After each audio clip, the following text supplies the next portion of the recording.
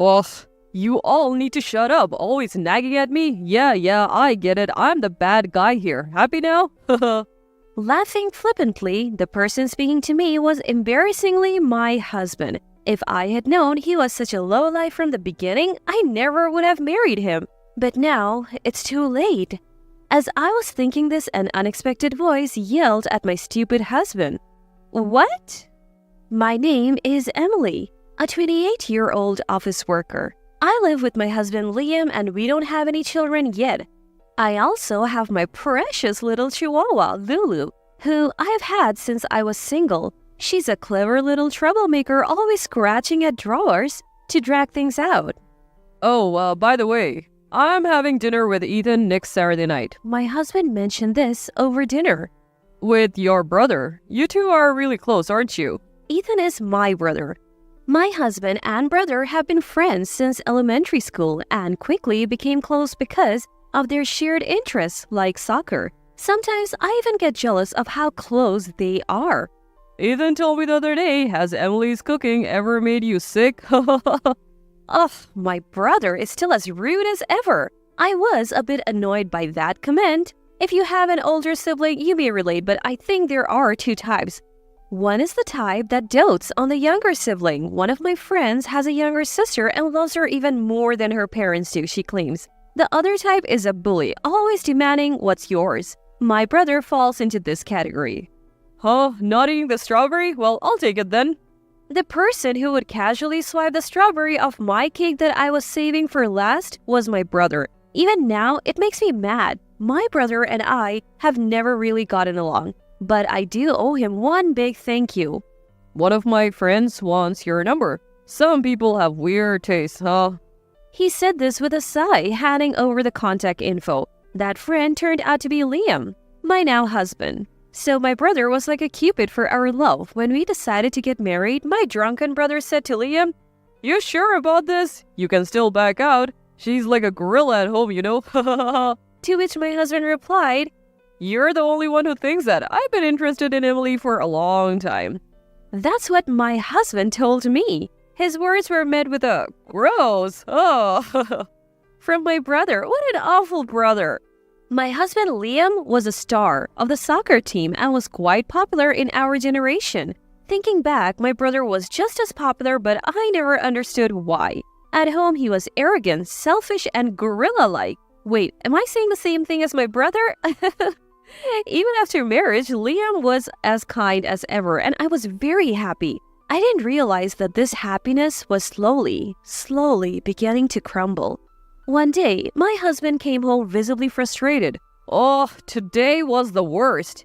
Welcome back. Oh, what happened? It was rare for Liam to get this angry. Apparently, as he was about to get in the car to come home, he noticed a scratch on it. He said it wasn't there this morning, but he honestly wasn't sure when it happened. "I should have installed a dashcam." My husband's car didn't have a dashcam. I had one in my car, but my husband has been driving his current car for nearly 10 years because he likes it. I had suggested getting a dashcam, but he said, "I have never been in an accident or anything, so I think I'm good for now." He kept putting it off, saying things like that, but this time he seemed quite upset. "Emily, I'm sorry, but can you go to the car shop tomorrow and get a dashcam installed? I don't really understand machines." Since I had the next day off from work and had no particular plans, I gladly agreed. The next day, my husband went to work in my car. I had driven my husband's car a few times, but as someone who usually drives a compact car, his larger car felt a little scary to me. That night, when I told my husband that the installation was successfully completed, he was in high spirits, saying, "Now I can feel safe no matter what happens." Seeing his response, I thought to myself, that's right, I can feel safe no matter what happens too, and smiled a little. Soon after, my husband would fall into hell. Around this time, I noticed that my brother had been contacting me more often. It wasn't anything serious, just casual conversations like, "How have you been?" or "Are you getting along with Liam?"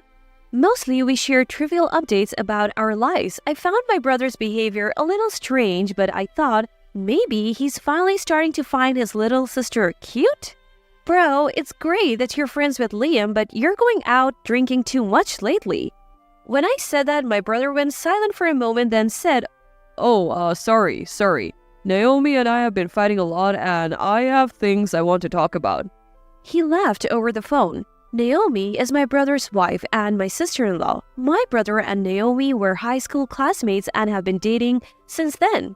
I don't think of my brother this way, but he and the beautiful Naomi were known as the most attractive couple in school. I was also close to Naomi, as she was my senior in the same club, and we had been friends since our student days. Then, one day, something happened. I still remember vividly. It was a day of heavy rain from the morning, and my husband was in a bad mood as he watched the weather forecast. Oh, rain all day. I hate going to the company for negotiations today. The road is narrow. His company doesn't have company cars. They reimburse for gas, but employees must use their personal cars for outside work. Recently, the company's performance has been improving, and the president has finally started considering buying a few company cars next year. He happily told me the other day, so I said to him, "Why don't you use my car today?" I realized after I said it that my car is pink and maybe it's too cute for my husband to drive. He seemed to think the same thing, hesitated for a moment, but then said, Is that okay? Last time I drove Emily's car. It handled well. I'll take you up on that. And he went to work as usual. Well, time for me to go to work too. With that thought, I left the house as usual. The rain was getting stronger, almost like a typhoon. My usual commute route looked like a different road in the heavy rain, even with the wipers on full blast, and today I was commuting in my husband's unfamiliar car. I shouldn't have switched cars, I thought. That's when it happened. Ah! With a loud thud, the car I was driving crashed into a utility pole. At first, I didn't understand what had happened. But when I slowly opened my eyes, I saw a passenger car right next to mine. That's right, that car suddenly jumped out from the side, and I swerved to avoid it and hit the pole. Then I lost consciousness. I thought I heard the sounds of police and ambulance sirens in the distance. When I woke up, I was in a hospital bed. "Hey, Ethan, Emily's awake!" A familiar voice. It was my sister-in-law, Naomi. Naomi, why are you here? Where am I? Ouch! I felt a little pain, perhaps from hitting my head. My hands and feet moved properly. If I hadn't turned the steering wheel at the last moment during the accident, I might not be alive now. The thought sent chills down my spine. Hey, Emily, stay still. Lie down quickly. I'm here with you. My brother, with tears in his eyes for some reason, was sitting next to Naomi. Seeing my brother like that, Naomi chuckled. "Ethan, you're overreacting. Calm down." Looking at the two of them, I asked, more importantly, why are you two here? Where's Liam? At my question, the smiles on their faces vanished instantly. The hospital tried to contact Liam first from your address book, but he didn't answer because he was at work, so they called me next. My brother explained. I had written emergency contacts in my address book. First was, of course, my husband Liam. Second, after considering my parents, I chose my brother who lives nearby. Third were my parents. It seemed the hospital had contacted them from my belongings after I was rushed in. Then, the two of them looked at each other with awkward faces. "It's okay, big brother. I have a pretty good idea of what's going on," I told them. The day I drove my husband's car to get the dashcam installed, I felt something off the moment I got in. A strong perfume scent, familiar and unpleasant. That's right, our dog Lulu barked more than usual at my husband the other day, and I smelled the scent then. My woman's intuition kicked in, and I opened the dashboard. Recent movie ticket stubs and a single earring I hadn't recognized fallen under the passenger seat. It seemed my bad feeling had come true. At my words, the two looked surprised but said, "Calm down, okay?" My brother showed me something. I knew it. Afterwards, the doctor came into the room and examined me. There were no abnormalities in my brain or body. The pain in my head was from a scratch on my forehead, which would heal naturally in a few days without leaving a scar. I was relieved as I didn't want a scar. "It's near a miracle that you came out of that accident with only this. You're really lucky," the doctor said. My brother and his wife were relieved at the test results, telling me to call them if I needed anything. After saying that, he and his wife went home. A while later, my husband Liam rushed into the hospital room looking frantic. "Emily, you had an accident? Oh, are you okay? I explained to my husband what had happened and that I needed to stay in the hospital for a few days. Then my husband said, Oh, it's not a big deal then. I had so many missed calls from the hospital, I thought I didn't need to rush here. He sighed and said that to me. I stared at my husband with cold eyes and told him that I was thinking of going back to my parents' house to rest for a while after being discharged from the hospital. The moment I mentioned it, my husband's voice noticeably perked up. Oh, that's great. You don't have to worry about me. Take it easy at your parents' place. I'll even come to pick you up. No problem. His face was clearly delighted. Looking at him, I thought from the bottom of my heart that he was an idiot, as if I would worry about you. I had suspected it, but my husband was indeed having an affair. The fact that he could be so callous to his wife who might have lost her life showed that he was quite infatuated with his lover. His insistence on picking me up from my parents' house was a clear sign that he didn't want me to come home unexpectedly. Enjoy it while you can, you better be prepared. A few days later, my husband came to pick me up when I was discharged. We stopped by our house to pack and then headed straight to my parents' home. Usually, I would sit in the front passenger seat when going out with my husband, but this time I deliberately sat in the back. Make sure you call me when you want me to pick you up. Absolutely. I almost laughed at my all-too-obvious husband but managed to hold it in. Yeah, I understand. Sorry that you'll have to use my car for a while. I didn't feel bad at all, but I spoke apologetically. My husband replied, No problem at all. I like this car. He cheerfully said he would take good care of my car and went home in a good mood. I like that car, but I will never drive it again. About a week after returning to my parents' house, I went back to our home. I'm home! I shouted loud enough to be heard in any room. Sure enough, I heard a commotion from the back room. A few minutes later, my husband came rushing out. Hey, I told you to call, didn't I? Why did you come back all of a sudden? He seemed quite flustered, almost angry. Oh, I forgot. Maybe it's because I hit my head in the accident. Sorry. But more importantly, I have something to talk to the person hiding in the back room. Can you bring her out? And hey, your clothes are inside out. I said with a bright smile. My husband's face turned pale in an instant, and then he finally realized that behind me were my parents, my brother and his wife, and even his own parents who had come all the way. What? Why? His father, a strict man, yelled, "Bring her out now!" A few minutes later, after letting everyone into the living room, my husband and his lover awkwardly entered from the back room. No wonder they were uncomfortable. It was 2 against 7. My husband was overwhelmingly at a disadvantage. The two of them looked down and didn't say a word. Everyone, including me, was irritated. It's been a while, hasn't it? Maria, right? At my words, the two of them flinched. I knew this woman. She was a year younger than me in high school and was the soccer team's manager. My brother and I were a year apart, and my husband and Maria only overlapped for 1 year. She used to pick fights with me while waiting for Liam, my husband, after practice, even after he graduated and went to college. Emily, you're so tall and stylish. I'm really jealous. I'm so small, but Liam said he likes small girls, so it's surprising. She was the type to pick up fight with a smile on her face. That continued even after Liam graduated and went to college.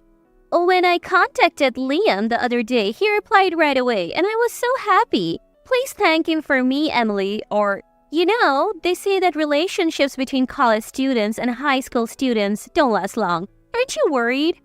Were some of the things she said. Back then, I had an inexplicable confidence that my husband was head over heels in love with me, so I didn't pay any attention to her. That must have been frustrating for Maria. I was worried about work, and suddenly Maria started sobbing. Her silly way of speaking hadn't changed at all, and it irritated me greatly. I almost lunged at her, but a glance at my sister-in-law Naomi, who was sitting next to me, told me she felt the same way. She was forcefully holding down her right hand with her left.